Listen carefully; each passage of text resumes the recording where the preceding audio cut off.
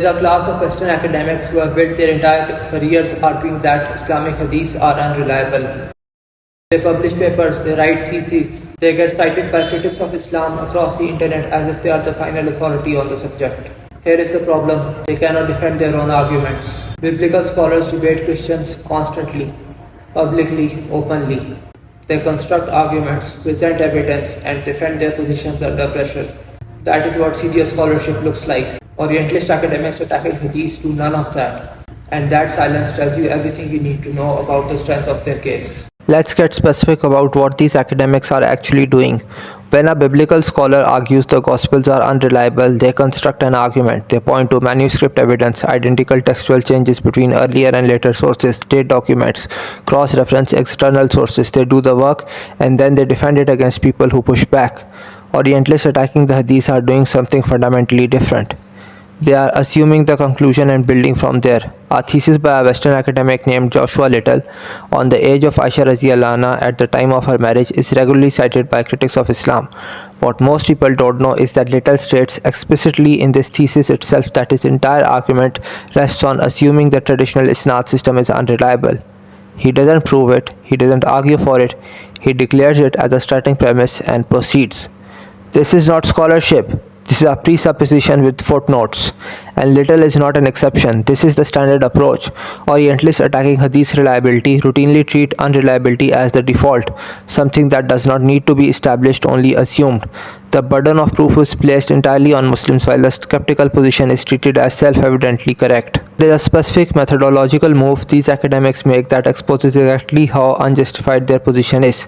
They argue that any uncorroborated report, any single account without multiple independent sources is automatically unreliable. Think about what that standard means if applied consistently. Shakespeare, Machiavelli, Joan of Arc, Richard III, the vast majority of historical accounts from the 1500s and earlier rely heavily on single source reports or accounts without independent corroboration.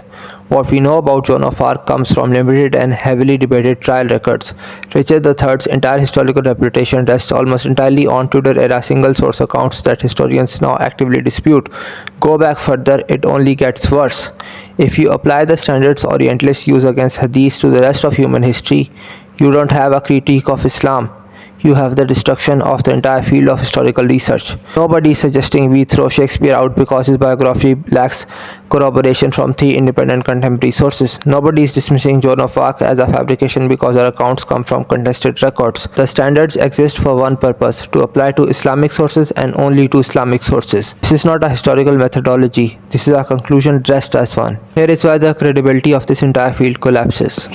Biblical scholars debate openly. Bart debates Christian apologists on gospel reliability. These are public, recorded exchanges where academics defend their arguments in real time against informed opponents.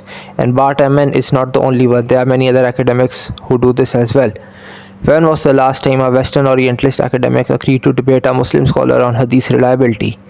Never. If you genuinely believe you have a strong argument, you welcome scrutiny. You seek out the strongest opposition and make your case. That is what intellectual confidence looks like. Avoiding debate is what intellectual weakness looks like. Muslim scholars who specialize in Hadith sciences exist. The Orientalists don't show up. And if Christian missionaries thought that there was even a decent argument to be made against Hadith reliability in a live format, they would be forcing these debates constantly. They aren't doing that either. Silence is not modesty.